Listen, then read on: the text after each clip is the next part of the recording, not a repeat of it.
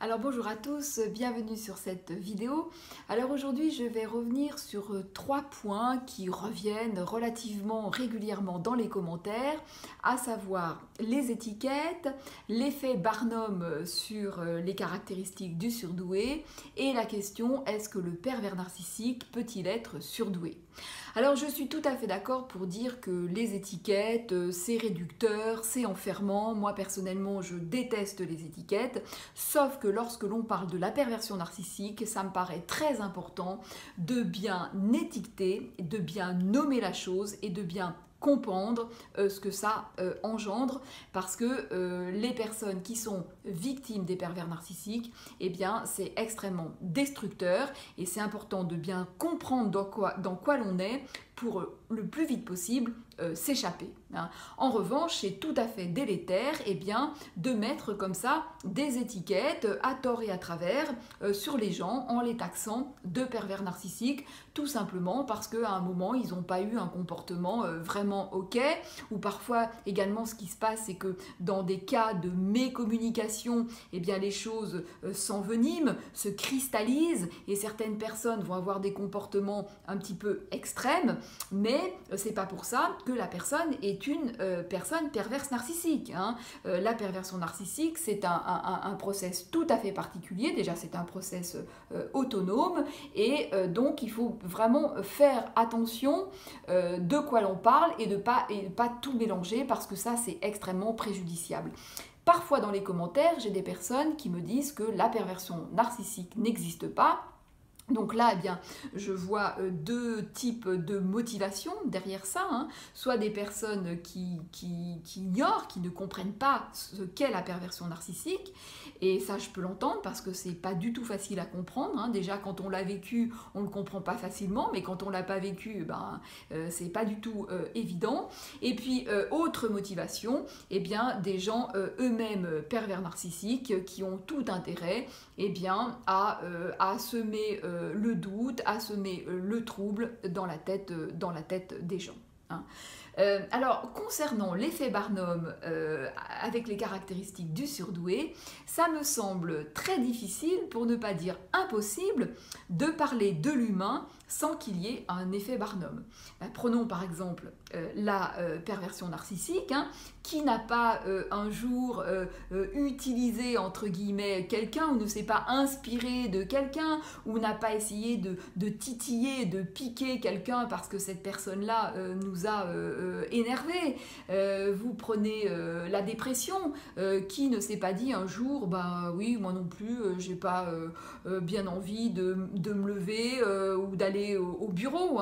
Vous prenez la bipolarité, qui ne s'est pas dit, bah oui, moi aussi, parfois un jour j'ai un moral au beau fixe et puis le lendemain j'ai le moral dans les chaussettes. Et généralement, lorsque l'on ouvre un dictionnaire médical, on a l'impression d'avoir 70% des pathologies. Et c'est pas pour ça qu'on a la pathologie.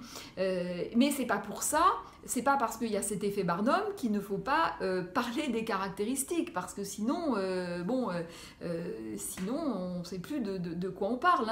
C'est pas tout à fait pareil de se dire, j'ai pas envie de me lever de mon lit et je ne peux plus me lever de mon lit. Alors lorsque je donne les caractéristiques des surdoués, c'est pareil, je suis pas en train de dire, oui, ce sont des gens décalés, des gens empathiques, sensibles. Non, je parle de quelque chose de très intense, d'hyper-empathie, d'hypersensibilité, d'hyper-émotivité.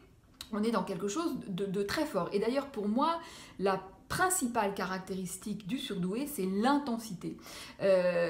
On ne peut pas parler de surdoué si on ne parle pas d'intensité.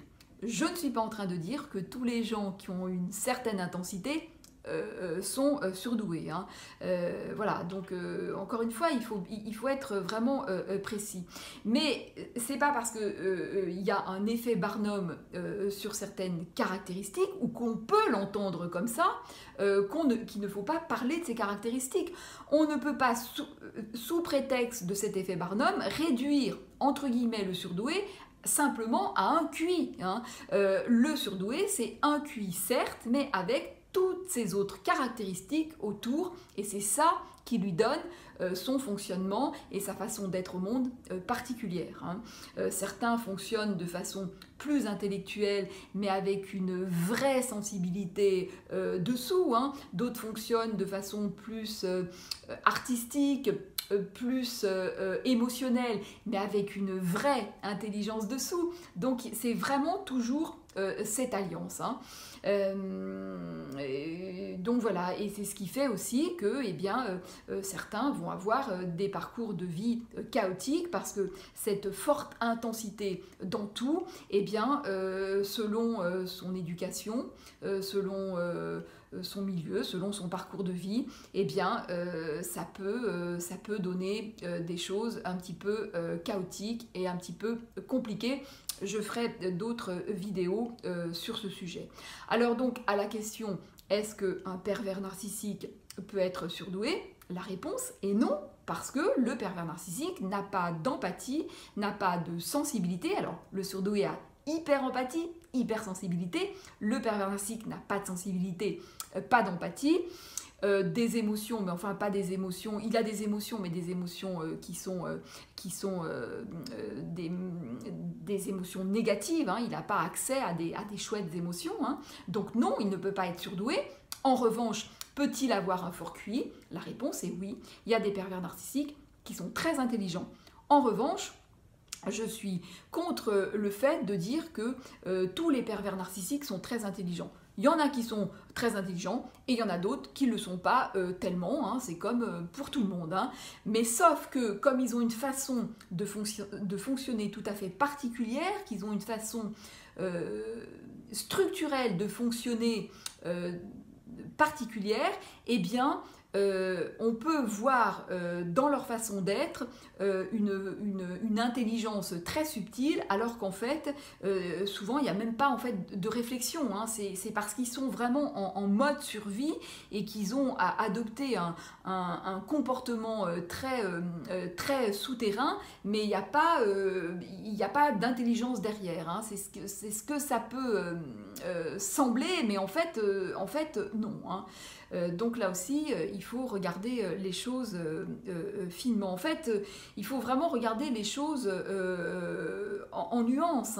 Et pour notre surdoué, là aussi, c'est pour ça que l'histoire du surdoué en dit très long sur lui.